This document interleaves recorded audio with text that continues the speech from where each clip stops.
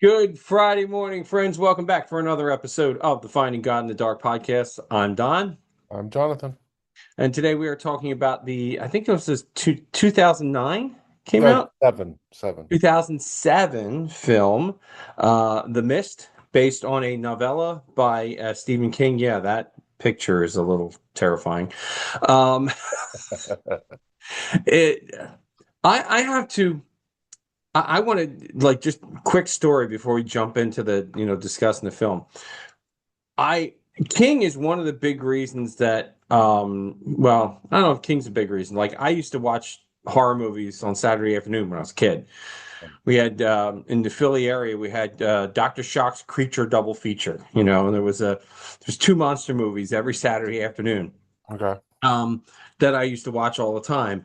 So like I've been into this since I was a kid. I found Stephen King when I was in high school. I read The Shining. I was completely absorbed. This is one of, I think it's like four short stories that are in one collection.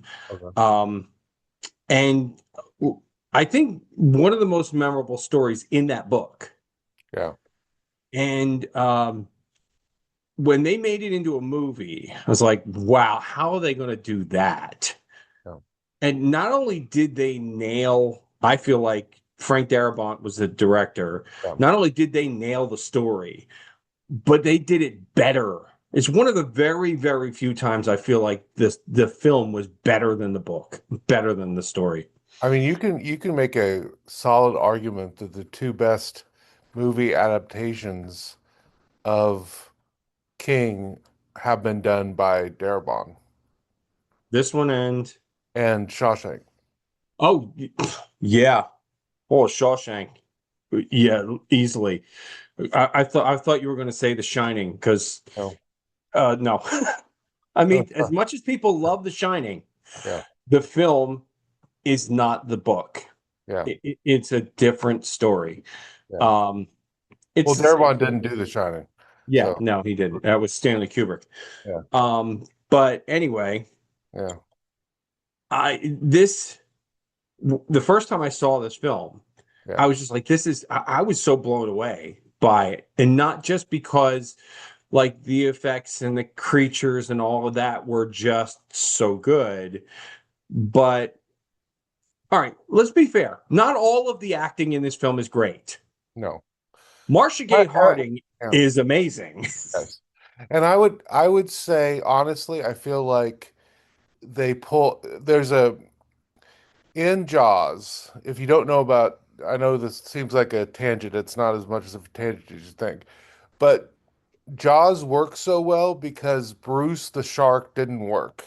Right. And so King had to, or not King, sorry, Spielberg. Spielberg had to basically use tension and sound and Hmm. visuals different ways because the shark wasn't working. And honestly, had the shark work, I think it would have been a much lesser movie, to be Yeah, it honest. wouldn't have been as good a movie. I don't think we'd still be talking about it. And I would argue the special effects here are a little wonky, especially like at certain times, Hmm. but they really use like there's a scene in this movie where it's just a piece of string. It's just a rope. And it's so terrifying and it's just rope. Hmm. Like, but and to be honest, more special effects I think would have hurt this movie. I think the Yeah. fact that they used the special effects uh, limit in a limited way was a more effective way of doing the movie and t ratcheting up the tension. So, Yeah. And for those who have not seen it, um, Darabont rewrote the ending okay. because the ending in the book is they get into the SUV and they're driving away, Yeah. and like kind of the last thing is they think maybe they hear a radio station from Portland or something, because they're in Maine. And that's how the story ends. Okay. I'm going to spoil this. Yeah, it's a spoiler. Spoiler alert. It's Um, almost a 20-year-old movie, so it's it okay. is it in this film. they rewrote the ending in that the small group escapes in the SUV. They get so far, they're still in the mist. There's five of them in the vehicle. There's only four. They've got a gun with four bullets left. Yeah, And so one character basically, they don't show it on screen, yeah, but one character basically kills the other four in the car yeah, and then gets out of the car and is like, come and get me, come and get me. And as the mist starts to clear, the military comes along. It's like, uh, even Stephen King yeah, said, that's a better ending than I wrote. yeah. It's, I've seen this film plenty of times, and every time I love the film, but every time that ending just rips my guts out. Well, then you have at the beginning of the movie, you have when they're in the grocery store, a woman needs to get back to her children, Mm-hmm. and no one will go with her. Right. No one will. And at the very end, he sees her on the vehicle with the military. She's safe. Her children are safe. Mm-hmm. Had he gone with her, He'd have been he safe and his too. son would have been safe. Yeah, Yeah. Yeah. It's I think the ending is so well done.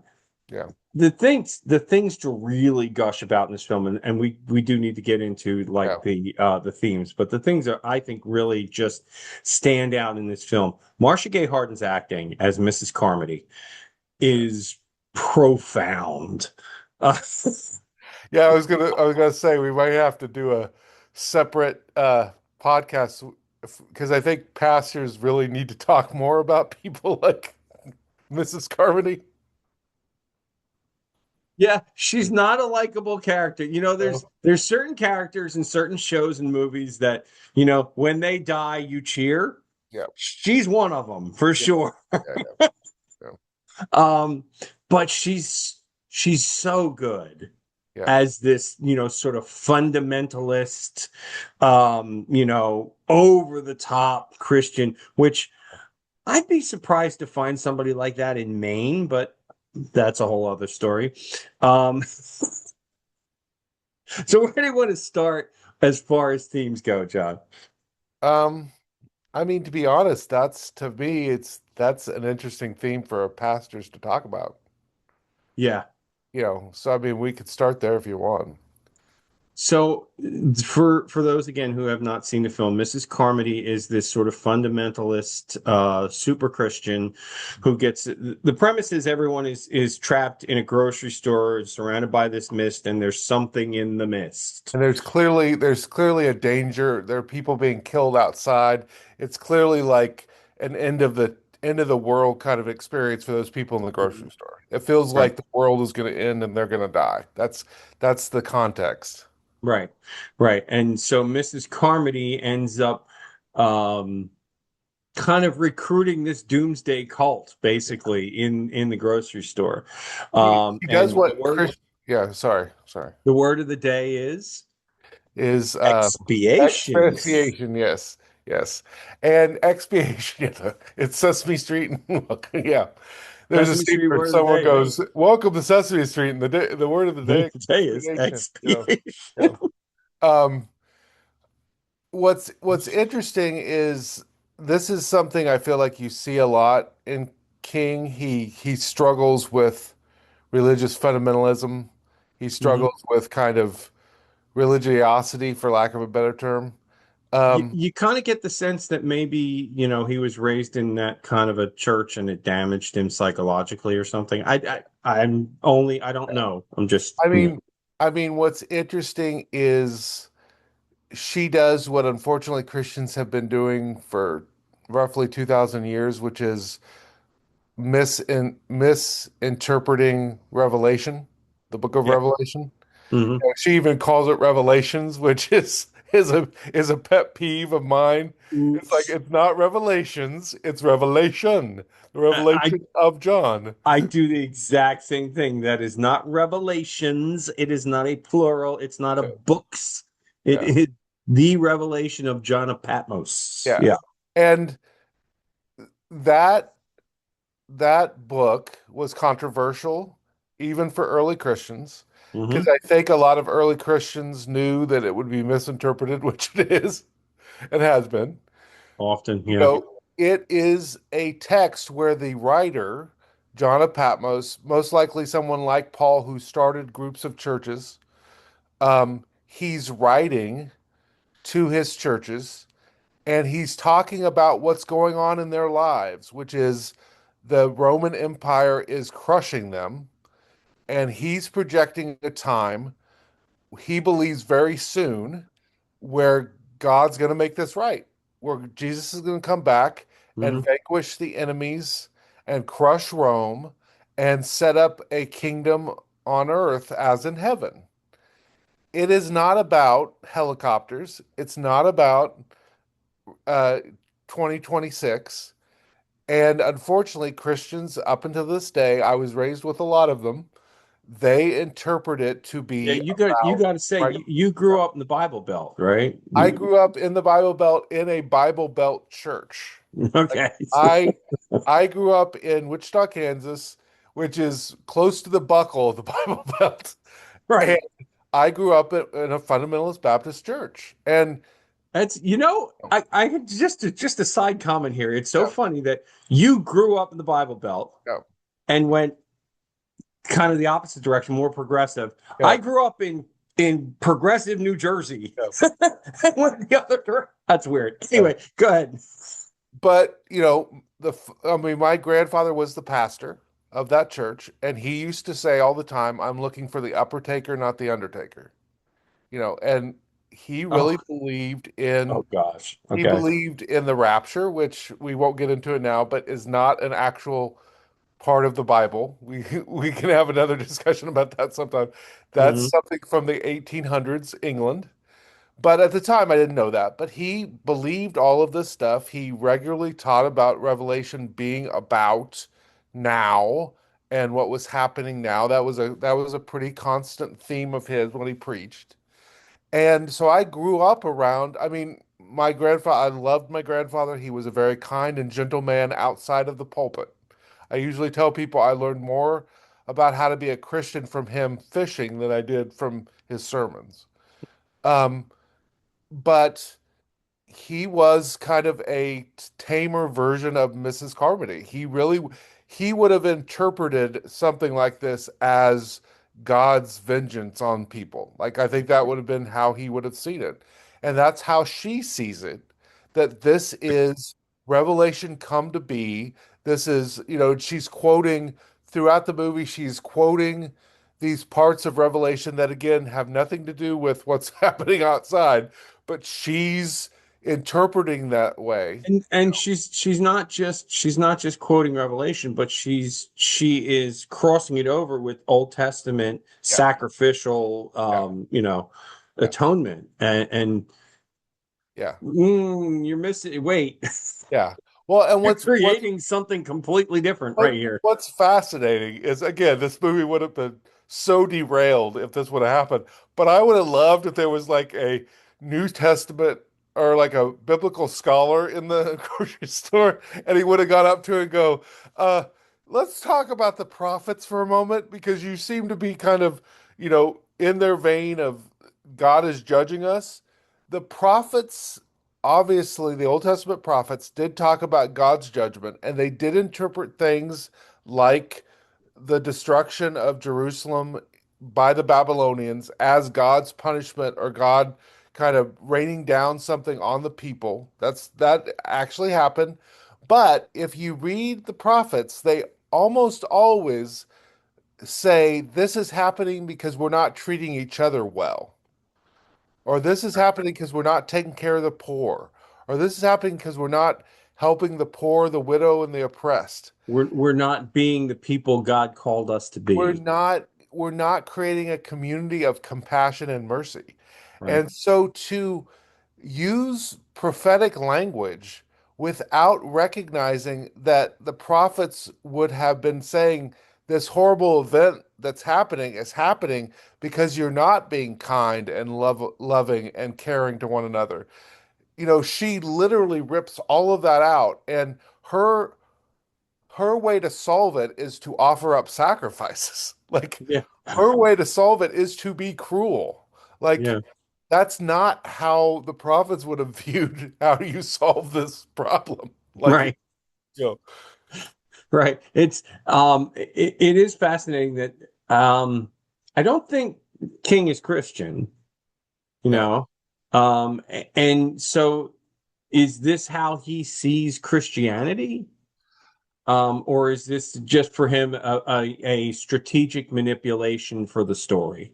My guess is, I'll be honest, if he grew up around or in a fundamentalist setting, there are a lot of a lot of people that grew up in those situations that did on some level what I did, which is now the fancy term is deconstruction.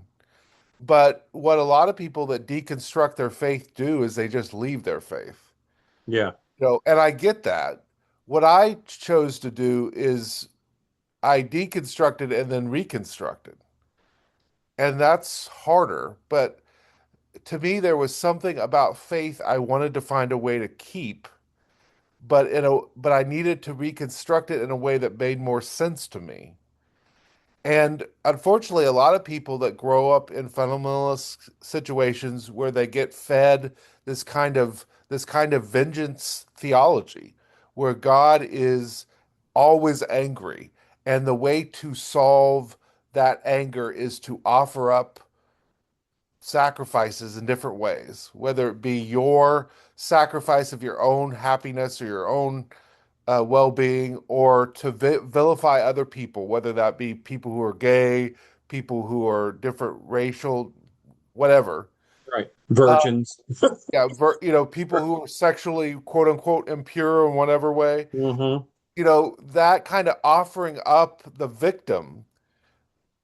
A lot of people that have that experience leave the faith and never come back.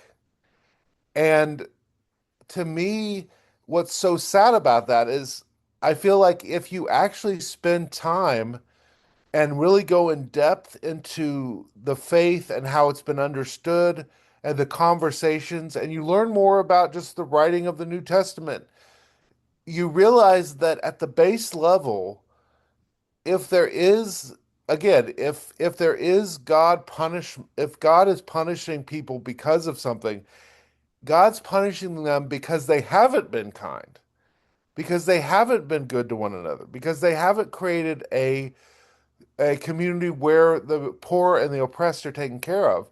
And so the answer to that would not be punish more people.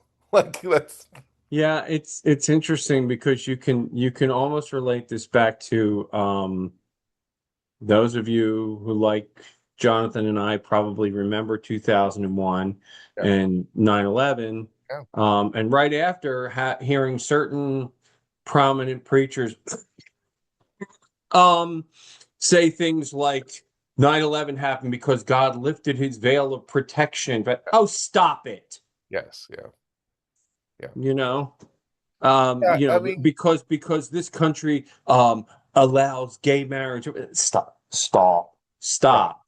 yeah. Okay, that's terrible theology.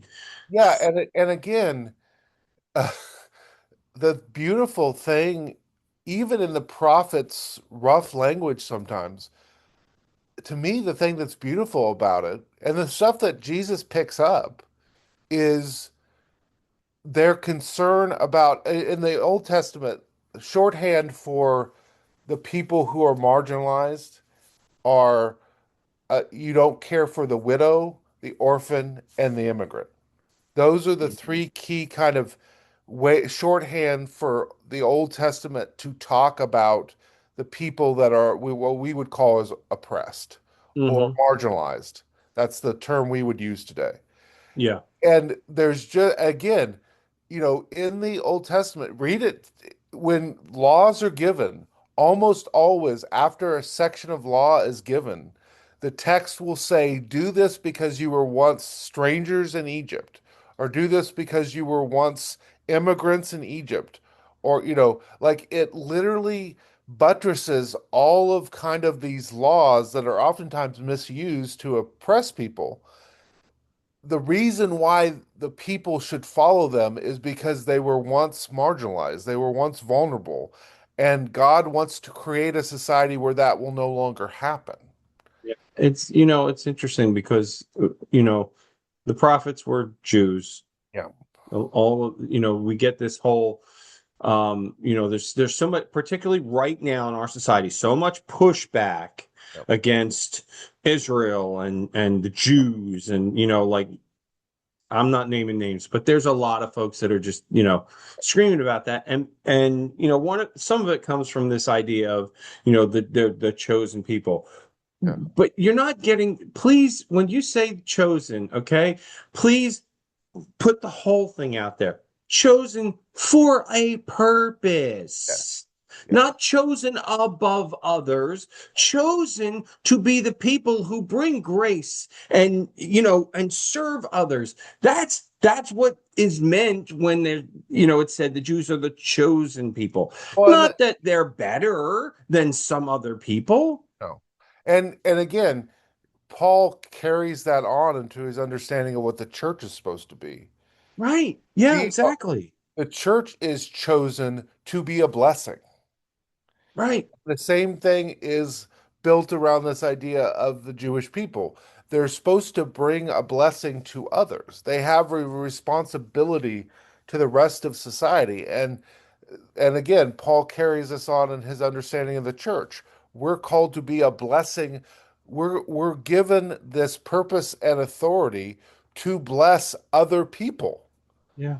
And that's what always frustrates me is so much of Christian theology when it goes sideways. It goes sideways because it cuts off that last part.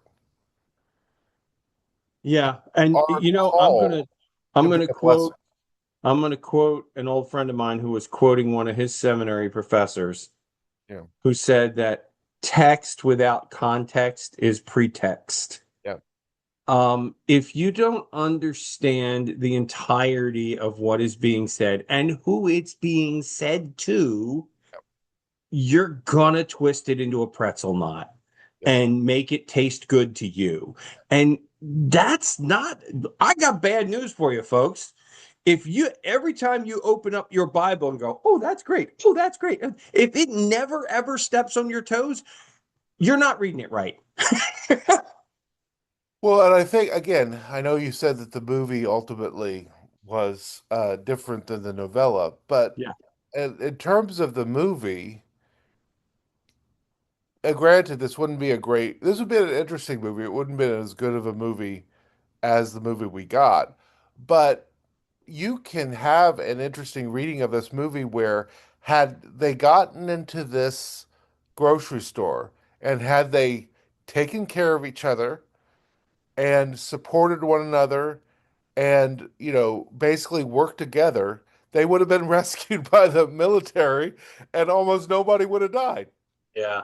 Yeah. It's interesting because this is in a lot of ways the framework is very similar to a lot of, I'll call them apocalyptic horror Yeah. stories, right? The Walking Dead, okay? It's the same idea. It's survival against zombies. Yeah. This is monsters. We've seen it with earthquakes, with the end of the world. It's basically the same idea. And really the interesting angle of that story every single time is how people treat each other Yes. Well, when yeah. when everything's on the line, you know? Well, yeah. Again, basically, it's interesting because I don't know if you watched The Walking Dead, but I watched it up until about season 7. four of the main characters of the first season are also in this movie, one of which has the same haircut. So it was really interesting seeing Oh, you that. mean Carol? Yeah. I'm like, oh my God, she came off of the Walking Dead set and went straight to this movie. Well, you understand why, right? Yeah. Because Frank Darabont, the director of this movie, was Oh yeah, also a showrunner for yeah. Walking Dead.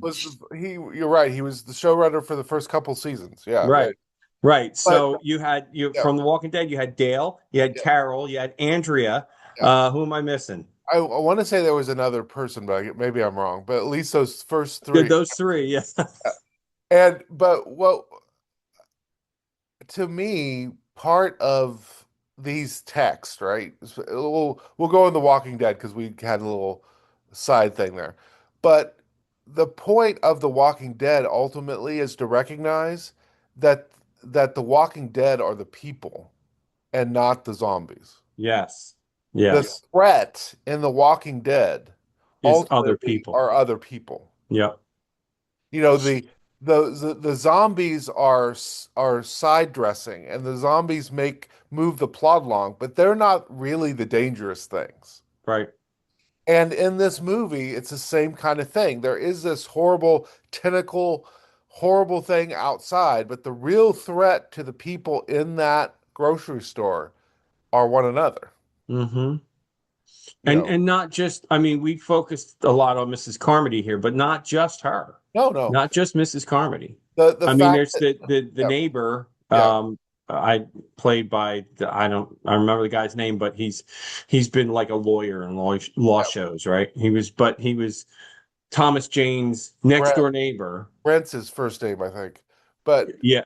But um, you know, his whole like, no, yeah, you guys are just yeah, trying to mess with yeah. me. That becomes dangerous. Yeah, the fact that they won't trust one another, that's the fact that that they won't they don't try to figure something out together. The fact that there's this kind, again, it's kind of this you can find these realities in all of these kind of movies because they're about really how people interact, you know, Yeah. how we tend to go into tribes, we tend to not trust people in other tribes, Hmm. all of these things that happen, and again, the neighbor, I think his name was Brent in the movie, he dies ultimately because he won't listen to this other person that he has had a negative relationship with, Right. and again, there's this, he's an outsider, he's moved into the community, and Hmm. the insiders, the people that have always been part of this community. And if I moved around a lot in high school, if you move to a small town, you get this experience Yeah. where people always Or look side-eyed at you because you're not from the community.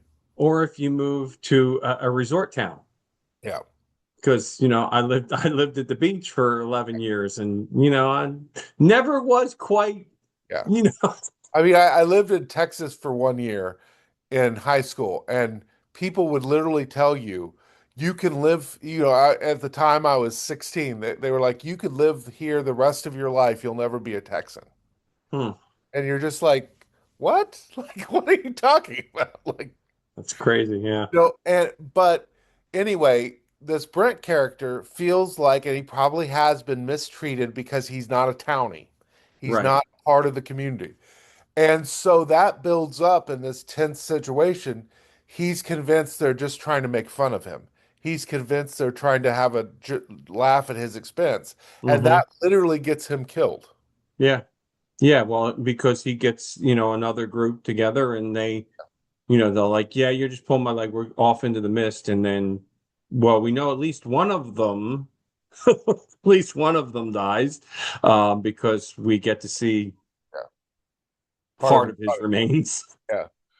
Well, this idea, I mean, that's one of the themes you know, what's interesting about this movie and what makes these kind of things can be interesting is when they really play up the psychological aspect of isolation, the psychological aspect of having to navigate human complexity, and And relational literally things. being forced into an enclosed, space with people with whom you disagree, Yeah, and what are what the interpersonal dynamics that come out of that. yeah, And that's what makes a good story. yeah, You can make this a horror movie or a comedy, or you can make anything, but you take that dynamic, you can tell a good story, yeah. you And know? and it's just interesting to think through why why do we as human beings do this kind of stuff? Why do we have to camp ourselves into different camps? Why do we always assume that the people that have different perspectives than us are lying to us? You Hmm. know, why do we have a tendency to create narratives, to blame other people for our problems, you know, um, like Mrs. Carmody again blames essentially she blames the outsiders. Well, they're the ones who brought this situation to us. Or Hmm. to me, a really good example is Private Jessup, Hmm. right?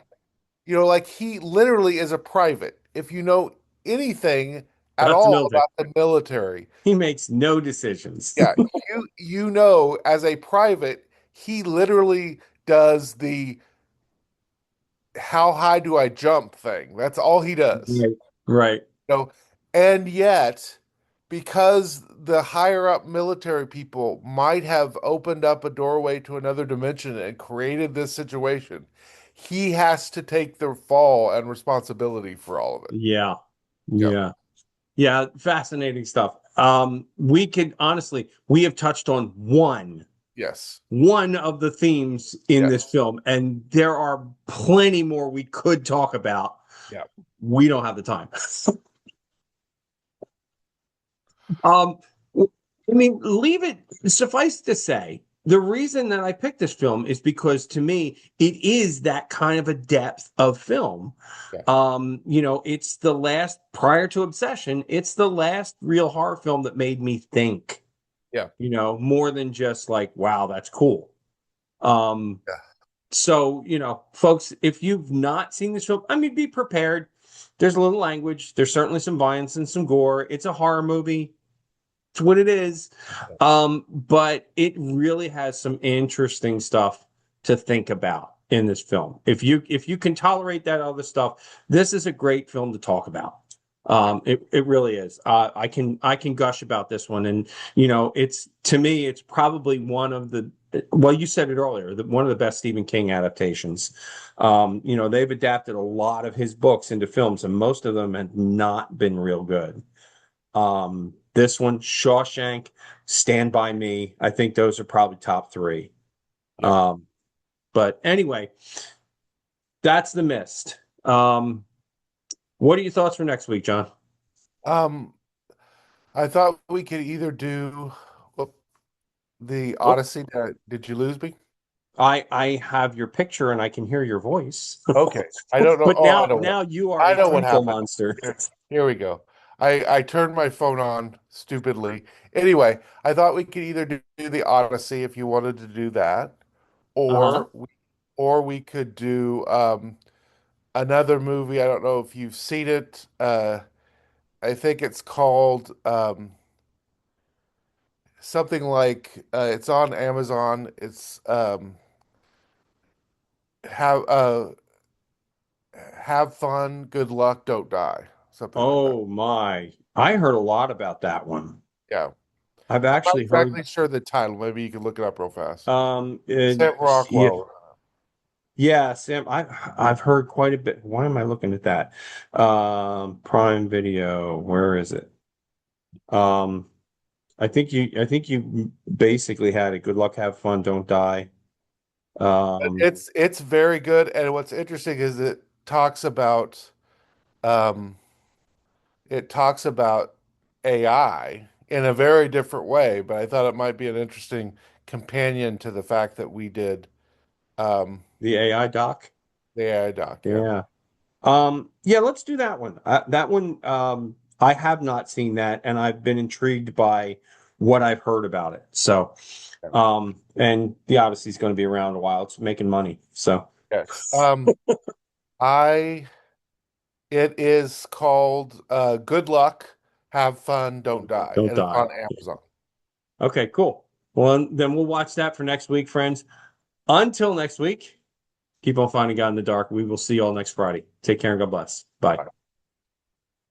Thanks again for watching the Finding God in the Dark podcast, friends. If you've made it here all the way to the end of the video, then obviously you find something that we're doing to be educational or informative, something valuable in this podcast. So We want to invite you to go ahead and share this with your friends. Hit the like button. Follow us for more of this. We publish every week at 10 a.m. on Friday mornings on YouTube. Shortly thereafter, you'll find us somewhere on Facebook.